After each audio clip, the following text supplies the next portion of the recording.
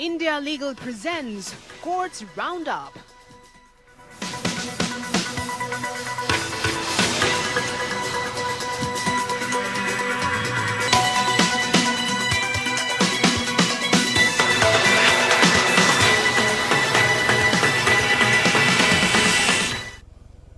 नमस्कार, आप देख रहे हैं हमारी खास पेशकश कोर्ट्स राउंडअप। मैं हूं आपके साथ अक्षय सिंह। इस बुलेटिन में अगले आधे घंटे हम आपको कोर्ट से जुड़ी तमाम छोटी बड़ी खबरों से रूबरू करवाएंगे। कोर्ट की कार्रवाई और सुप्रीम कोर्ट से लेकर हाई कोर्ट और लोअर कोर्ट्स तक के फैसलों को आपके सामने रखेंगे। लेकिन आगे बढ़ने से पहले एक नजर अभी तक की हेडलाइंस पर। जम्मू कश्मीर से अनुच्छेद 370 हटाने के खिलाफ याचिका पर सुनवाई के दौरान वादी के वकील कपिल सिब्बल ने कहा, लोकतंत्र को बहाल करने की आड़ में लोकतंत्र को किया गया नष्ट। धारा 370 को अचानक हटा दिया गया, राज्य से नहीं ली गई राय।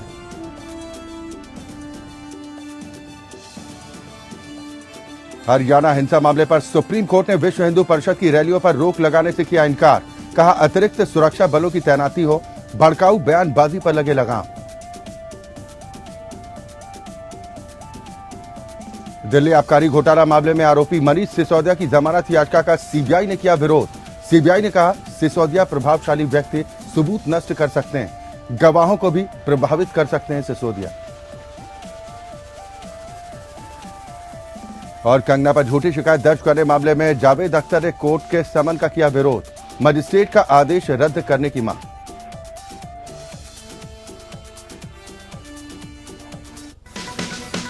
India Legal presents Courts Roundup.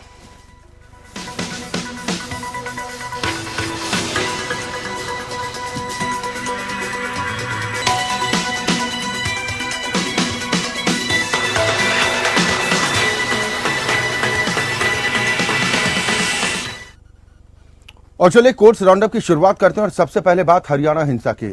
Supreme court में हरियाणा हिंसा मामले पर सुनवाई हुई। इस दौरान कोर्ट ने वीआईपी की रैलियों पर रोक लगाने से इनकार कर दिया और कहा कि पुलिस व्यवस्था सख्त की जाए और सीसीटीवी पर निगरानी हो। कोर्ट ने हेट स्पीच करने वालों पर सख्ती बरतने का आदेश दिया। प्रधान न्यायाधीश ने कहा कि तय प्रक्रिया के मुताबिक रजिस्ट्री को ईमेल से भेजें, इसके बाद सुनवाई पर विचार किया जाएगा।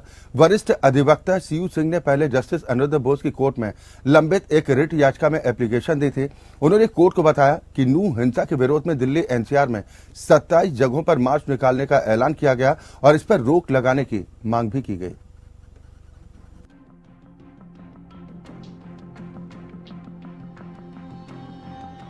हरियाणा के नूह में हुई हिंसा के विरोध में विश्व हिंदू परिषद दिल्ली में जगह जगह विरोध प्रदर्शन और रैली निकाल रहा है। इन रैलियों पर रोक लगाने की मांग को लेकर सुप्रीम कोर्ट में याचिका दायर की गई थी, जिस पर सुनवाई हुई। याचिका में कहा गया कि विश्व हिंदू परिषद और बजरंग दल दिल्ली में 23 जगहों पर विरोध प्रदर्शन कर रहे हैं। याचिका में इस मामले पर जल्द सुनवाई की मांग की गई थी। सुनवाई के दौरान सुप्रीम कोर्ट ने विश्व हिंदू परिषद की रैलियों पर रोक लगाने से इनकार कर दिया। याचिका पर सुनवाई करते हुए शीर्ष अदालत ने विरोध प्रदर्शनों पर रोक लगाने से इनकार कर दिया, लेकिन कहा कि विरोध प्रदर्शन के दौरान भड़काऊ बयानबाजी या कोई हिंसा नहीं होनी चाहिए। कोर्ट ने सीसीटीवी कैमरों से विरोध प्रदर्शनों की निगरानी करने के निर्देश दिए और जरूरत पड़ने पर अतिरिक्त सुरक्षा बलों की तैनाती का भी निर्देश दिया। केंद्र सरकार की ओर से पेश हुए अतिरिक्त सॉलिसिटर एसवी राजू ने स्वीकार किया कि अधिकारी नफरत भरे भाषण के खिलाफ सुप्रीम कोर्ट के फैसले का पालन करेंगे। नूह और गुरुग्राम में सांप्रदायिक झड़पों के मद्देनजर दिल्ली एनसीआर क्षेत्र में विश्व हिंदू परिषद और बजरंग दल द्वारा प्रस्तावित रैलियों को रोकने की मांग करते हुए सुप्रीम कोर्ट में आवेदन दायर किया गया। यह याचिका हेट स्पीच से संबंधित लंबित रिट याचिका में इंटरलोक्यूटरी एप्लीकेशन के रूप में दायर की गई। जस्टिस अनिरुद्ध बोस के समक्ष सीनियर एडवोकेट चंदन उदय सिंह ने तत्काल सूचीबद्ध करने से पहले आवेदन का उल्लेख किया, क्योंकि चीफ जस्टिस ऑफ इंडिया और अगले 4 सीनियर जज अनुच्छेद 370 मामले की सुनवाई के लिए संविधान पीठ में बैठ रहे हैं। न्यायमूर्ति बोस को सिंह ने बताया कि नूह में हुई घटनाओं के विरोध में विहिप बजरंग दल द्वारा राष्ट्रीय राजधानी क्षेत्र के विभिन्न हिस्सों में 27 मार्च की घोषणा की गई। जस्टिस बोस ने हालांकि इस बारे में संदेह व्यक्त किया कि क्या उनके पास आईए की लिस्टिंग के लिए उल्लेख पर विचार करने का अधिकार है और सिंह से इस संबंध में पुष्टि प्राप्त करने के लिए कहा गया। नूह मामले में सीजीआई के सामने जल्द सुनवाई की मांग की गई थी, जिस पर सीजीआई डीवाई चंद्रचूड़ ने कहा कि रजिस्ट्रार को तुरंत मेल करें, हम केस की सुनवाई के लिए तुरंत आदेश देंगे। सीयू सिंह ने कहा कि बुधवार 4 बजे एक महापंचायत हो रही है। हालांकि रैलियों पर रोक नहीं लगाई गई है। अब इस मामले में अगली सुनवाई 4 अगस्त को होगी। नूंह में भड़की सांप्रदायिक हिंसा गुरुग्राम सहित राज्य के कई हिस्सों तक फैल गई है। Bureau report, APN news. उधर सेंथिल बालाजी जमानत मामले में सुनवाई के दौरान सुप्रीम कोर्ट में सीनियर एडवोकेट मुकुल रोहतगी ने बताया कि प्रवर्तन निदेशालय के पास किसी आरोपी को पहले 15 दिनों के भीतर भी पुलिस हिरासत में लेने का कोई निहित अधिकार नहीं है, जब इसके लिए मजिस्ट्रेट की अनुमति लेनी होगी। उन्होंने कहा कि शुरुआती 15 दिनों की समाप्ति के बाद जांच की अवधि के दौरान आगे की रिमांड केवल न्यायिक हिरासत में ही हो सकती, जबकि पहले 15 दिनों में हिरासत या तो पुलिस या फिर न्यायिक हो सकती। लेकिन इस अवधि के समाप्त होने के बाद केवल एक डिब्बा उपलब्ध होगा जो कि न्यायिक हिरासत में है, लेकिन पहले 15 दिन की अवधि में भी पुलिस हिरासत मांगने का कोई निहित अधिकार नहीं। इसके लिए भी मजिस्ट्रेट की अनुमति की आवश्यकता होती। Justice AS. बोपन्ना और जस्टिस एम.एम. सुंदरेश की खंडपीठ राज्य में नौकरियों के बदले नकदी घोटाले के सिलसिले में प्रवर्तन निदेशालय द्वारा द्रमुक सांसद और तमिलनाडु के मंत्री वी सेंथिल बालाजी की हिरासत की वैधता पर याचिकाओं पर सुनवाई कर रही थी।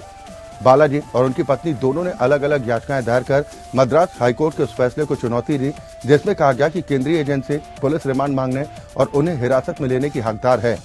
रोहतगी ने पीठ के समक्ष तर्क दिया कि ये कहते हुए कि प्रवर्तन निदेशालय द्वारा सेंथिल बालाजी की पुलिस रिमांड की मांग करना अवैध है। सीनियर वकील ने कहा कि कानून पुलिस हिरासत पर आपत्ति जताता है। स्पष्ट प्रावधान है कि केवल पहले 15 दिनों में ही पुलिस रिमांड मांगी जा सकती है, लेकिन उसके लिए भी मजिस्ट्रेट की अनुमति की आवश्यकता होती। इसलिए योजना यह है कि न्यायिक हिरासत नियम है और पुलिस हिरासत अपवाद। पिछले सप्ताह सुप्रीम कोर्ट ने सेंथिल बालाजी की गिरफ्तारी पर याचिकाओं की श्रृंखला में नोटिस जारी किया था।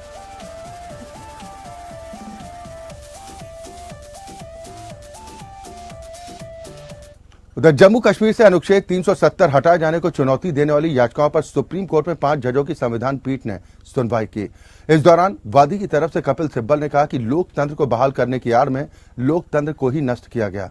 धारा 370 को अचानक हटा दिया गया, इसके लिए कोई परामर्श नहीं हुआ। राज्यपाल और संसद ने एक सुबह ऐसा करने का फैसला किया और 370 को खारिज कर दिया गया। CJI D.Y.. चंद्रचूड़ की अध्यक्षता में 5 सदस्यीय संविधान पीठ में justice Sanjay Kishan Kaul, justice Sanjiv Khanna, justice B R. Gavai और जस्टिस सूर्यकांत सुनवाई कर रहे हैं। अनुच्छेद 370 को हटाए जाने के खिलाफ कुल 23 याचिकाओं पर सुनवाई हो रही।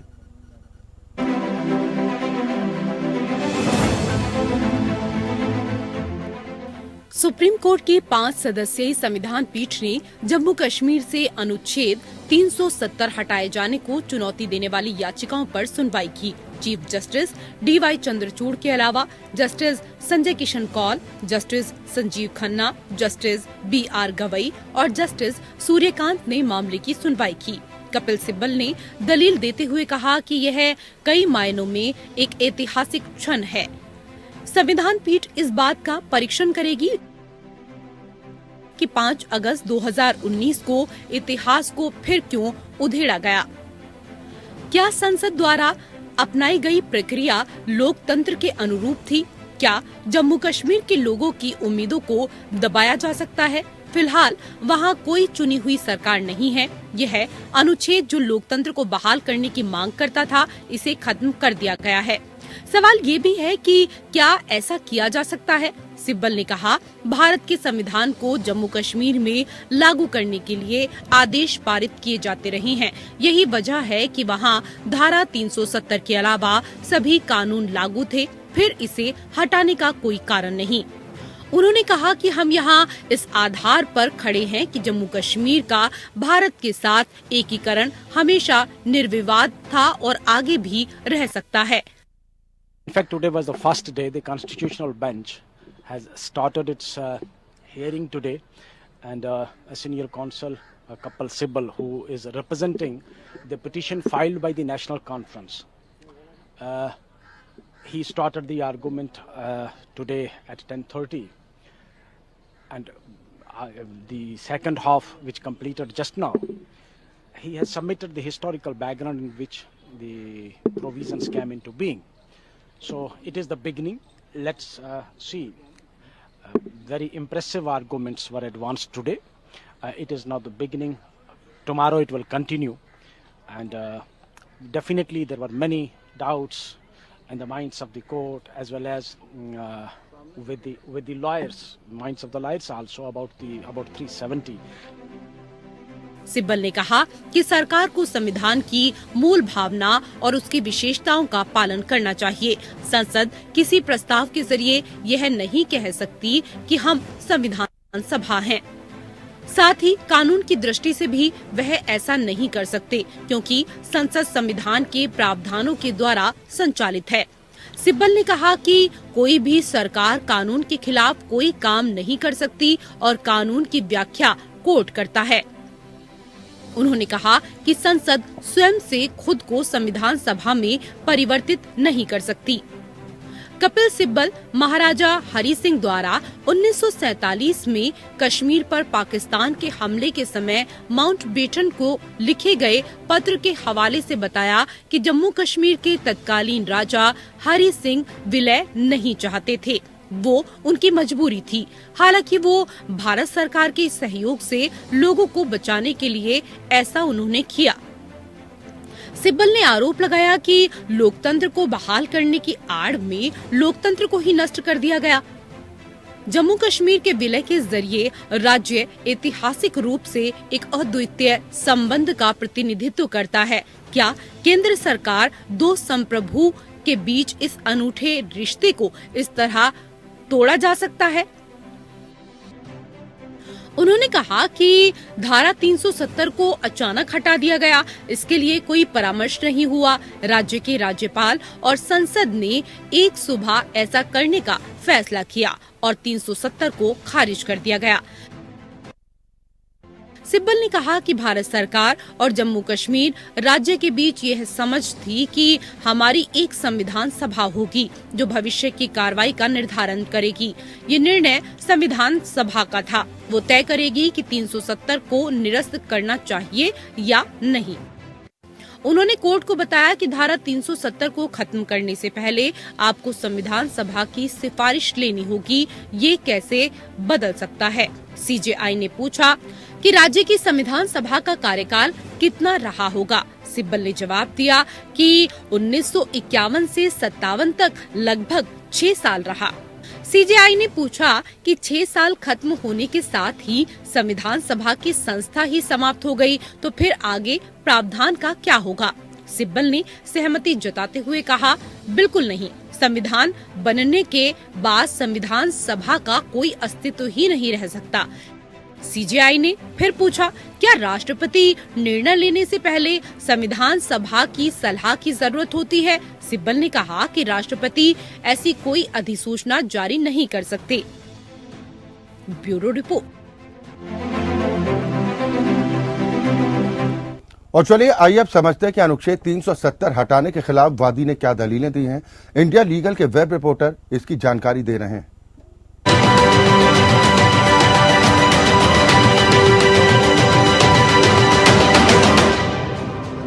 2019 में जम्मू और कश्मीर रीजन को एक स्पेशल इंडिपेंडेंस देने वाले आर्टिकल 370 को निरस्त करने के भारत सरकार के फैसले ने काफी बड़ी बहस और विवाद को जन्म दिया। इस कदम के विरोधियों ने इसकी संवैधानिकता यानी कॉन्स्टिट्यूशनैलिटी के खिलाफ ठोस तर्क उठाए और ये दावा किया कि ये फेडरलिज्म के प्रिंसिपल्स को और उस रीजन के यूनिक आइडेंटिटी को कमजोर करता है। इसको रिपील करने की चुनौती देने का एक प्राइमरी ग्राउंड कॉन्स्टिट्यूशनल एस्पेक्ट में है। आलोचकों का कहना है कि जिस तरह से आर्टिकल 370 को हटाया गया, उससे कॉन्स्टिट्यूशन के प्रोविजंस और पार्लियामेंट्री प्रोसीजर यानी संसदीय प्रक्रियाओं की सैंक्टिटी या प्योरिटी को लेकर चिंता पैदा होती है। इसके अलावा जम्मू एंड कश्मीर के लोगों के राइट्स और रिप्रेजेंटेशन को लेकर भी बात की गई। कानूनी तौर के अलावा इस कदम का असर देश के सोशियो पॉलिटिकल यानी सामाजिक राजनीतिक स्थिति पर भी पड़ा। भारत में आर्टिकल 370 को खत्म करने के आसपास की बहस दुनिया के सबसे बड़े लोकतंत्र में संवैधानिकता, संवाद यानी फेडरलिज्म और शासन यानी गवर्नेंस को समझने का एक बहुत इंपॉर्टेंट पॉइंट है।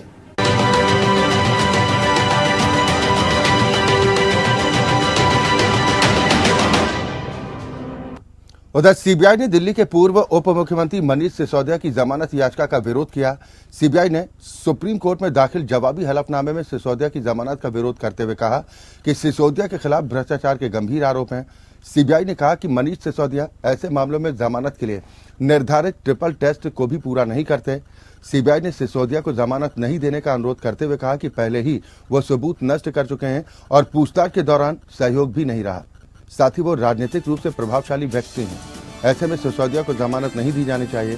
सीबीआई ने अपने हलफनामे में मनीष सिसोदिया की पत्नी का जिक्र करते हुए कहा कि उनकी बीमारी कोई नई बात नहीं है। पत्नी का इलाज पिछले 23 साल से चल रहा है। ऐसे में ये भी उनके जमानत का आधार नहीं हो सकती। सुप्रीम कोर्ट ने 14 जुलाई को सिसोदिया की जमानत याचिका पर सीबीआई और ईडी को नोटिस जारी किया था। सिसोदिया की ओर से पेश वरिष्ठ वकील सिंघवी ने दलील दी थी कि सिसोदिया की पत्नी की वाकई हालत खराब है। उनका 50% शरीर विकलांग हो चुका है। सुनवाई के दौरान ईडी ने भी सिसोदिया की जमानत याचिका का विरोध किया था। मनीष सिसोदिया ने सीबीआई और ईडी दोनों मामलों में सुप्रीम कोर्ट में जमानत याचिका दाखिल की। 3 जुलाई को दिल्ली हाईकोर्ट ने मनीष सिसोदिया की नियमित जमानत याचिका को खारिज कर दिया था। 28 अप्रैल को राउस एवेन्यू कोर्ट ने मनी लॉन्ड्रिंग से जुड़े मामले में सिसोदिया की जमानत खारिज कर दी थी। याचिका में सिसोदिया की ओर से कहा गया कि उनके खिलाफ मनी लॉन्ड्रिंग का कोई मामला ही नहीं बनता। ईडी का पूरा केस सीबीआई के केस पर ही आधारित है। याचिका में कहा गया कि मनी लॉन्ड्रिंग एक्ट की धारा 3 के तहत किसी भी तरह का अपराध सिसोदिया ने नहीं किया। कोर्ट को ये देखना होगा कि क्या धारा 3 के तहत कोई उल्लंघन किया गया। ईडी ने इस मामले में मनीष सिसोदिया को 9 मार्च को पूछताछ के बाद तिहाड़ जेल से गिरफ्तार किया था। सिसोदिया को पहले सीबीआई ने 26 फरवरी को गिरफ्तार किया था। दिल्ली दंगा मामले में पुल बंकज गुरुद्वारा हिंसा में आरोपी जगदीश टाइटलर की अग्रिम जमानत पर कोर्ट ने फैसला सुरक्षित रख लिया है। राउस एवेन्यू कोर्ट ने टाइटलर की अग्रिम जमानत पर 4 अगस्त को दोपहर 3 बजे फैसला सुनाने का निर्णय लिया। सीबीआई ने टाइटलर की अग्रिम जमानत का विरोध किया। जांच एजेंसी ने कोर्ट को बताया कि गवाहों को प्रभावित करने की आशंका से इनकार नहीं किया जा सकता। जगदीश टाइटलर के अधिवक्ता ने कहा कि कभी भी किसी जांच एजेंसी या कमीशन को टाइटलर ने प्रभावित करने की कोशिश नहीं की, न ही टाइटलर के खिलाफ ऐसी कभी कोई शिकायत आई। उन्होंने कहा कि इसकी वजह से उनके मुवक्किल का राजनीतिक करियर बर्बाद हो चुका है। टाइटलर के अधिवक्ता ने कहा कि एजेंसी ने कभी उनके मुवक्किल को गिरफ्तार नहीं किया, सैकड़ों बार जांच के दौरान विदेश यात्रा की है। अधिवक्ता ने कहा कि टाइटलर को कई स्वास्थ्य समस्याएं भी हैं, बाईपास सर्जरी, एंजियोप्लास्टी हो चुकी है, डायबिटीज है, 2 बार कोरोना हो चुका है, मेंटल हेल्थ की भी दिक्कत है। वहीं फुल्का ने कहा कि टाइटलर ने सिर्फ गवाहों को ही नहीं बल्कि वकीलों को भी धमकियां दी। फुल्का ने कहा कि जगदीश टाइटलर प्रभावशाली व्यक्ति हैं, उनको जमानत नहीं दी जानी चाहिए। महिलाओं ने टाइटलर की अग्रिम जमानत का विरोध करते हुए कहा कि 39 साल हो चुके हैं, अभी तक न्याय का ही इंतजार है। पीड़ित महिलाएं जज के सामने हाथ जोड़कर रोती दिखाई दें। इस मामले में पीड़ितों के वकील ने पीड़ित के परिजनों को शांत कराया। टाइटलर के वकील मनु शर्मा ने कहा कि 1984 की घटना बेहद दुखद थी। 40 साल पहले जो हुआ उसको कभी माफ नहीं किया जा सकता। इसके बाद उन्होंने कहा कि नानावती कमीशन की रिपोर्ट के बाद सीबीआई ने मामले में जांच शुरू की, जबकि दिल्ली पुलिस की ओर से 2 बार और सीबीआई की ओर से 1 बार कहा टाइटलर के खिलाफ जांच में कुछ नहीं मिला और मामले सीबीआई में क्लोजर रिपोर्ट दाखिल कर दी। फिर पिछले लोकसभा चुनाव से 11 महीने पहले कुछ नए गवाहों के बयान के आधार पर सीबीआई ने मेरे खिलाफ चार्जशीट दाखिल की। गीतकार जावेद अख्तर ने एक्टर ऋतिक रोशन के साथ अपने विवाद के संबंध में एक्ट्रेस कंगना रनौत की ओर से दायर निजी शिकायत पर उनके खिलाफ समन जारी करने और प्रक्रिया जारी करने के मजिस्ट्रेट का आदेश रद्द करने के लिए मुंबई में डिंडोशी सत्र न्यायालय का दरवाजा खटखटाया। जावेद अख्तर का दावा है कि कंगना ने उनके खिलाफ दायर मानहानि की शिकायत में देरी की और सभी रणनीति विफल होने के बाद झूठी और मन गढ़ंत शिकायत दर्ज कराई गई।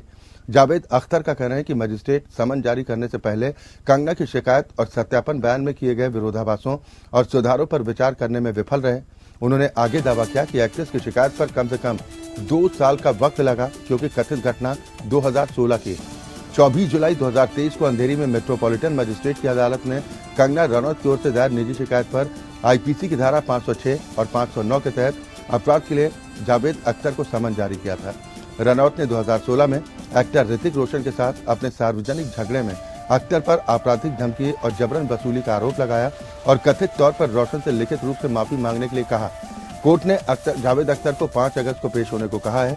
14 जुलाई 2020 को एक्टर सुशांत सिंह राजपूत के निधन के बाद न्यूज एंकर अर्नब गोस्वामी को दिए इंटरव्यू में कंगना रनौत ने जावेद अख्तर के खिलाफ कुछ कथित अपमानजनक टिप्पणियां की थी, जिसके बाद से ये जोड़ी झगड़े में उलझी हुई। इन टिप्पणियों के बाद नवंबर 2020 में जावेद अख्तर द्वारा दायर मानहानि का मामला अब 3 गवाहों से पूछताछ के साथ आगे बढ़ चुका है।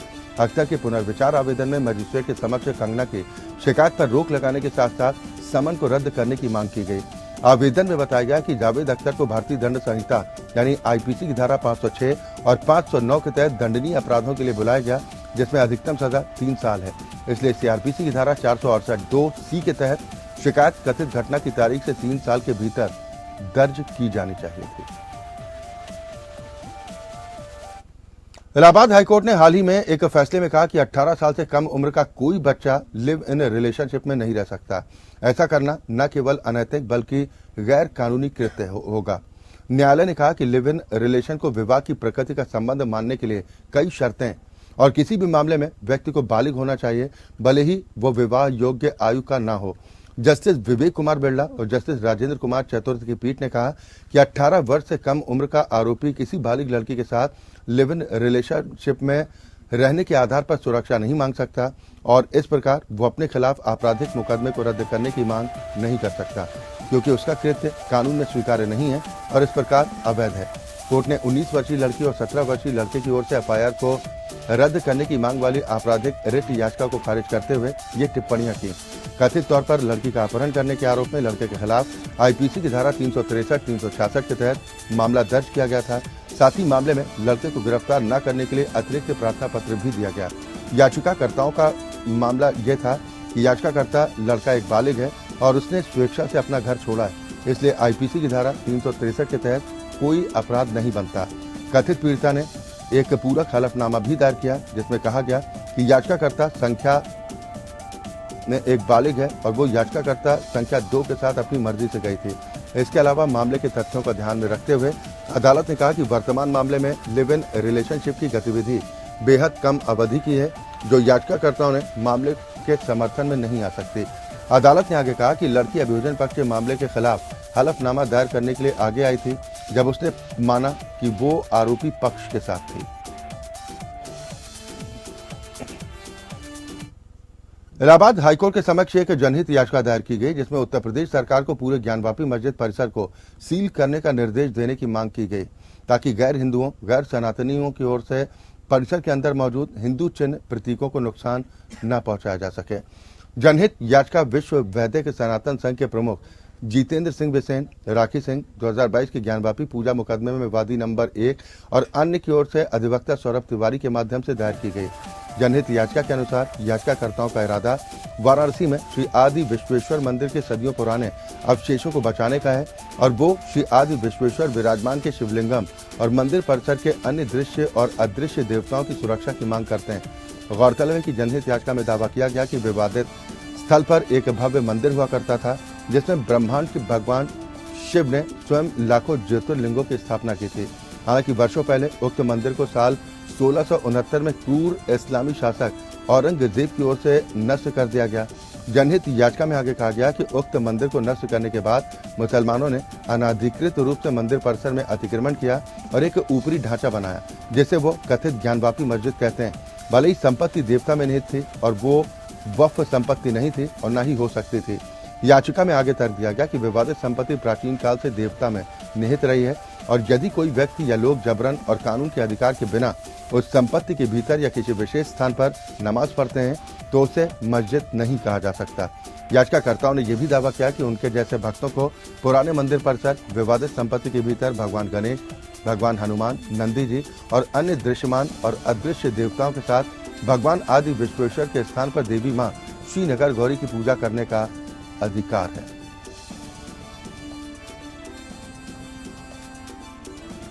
और इसी के साथ हमारी खास पेशकश में अभी के लिए बस इतना ही, लेकिन एपीएन न्यूज में खबरों का सिलसिला लगातार जारी। India Legal presents Courts Roundup.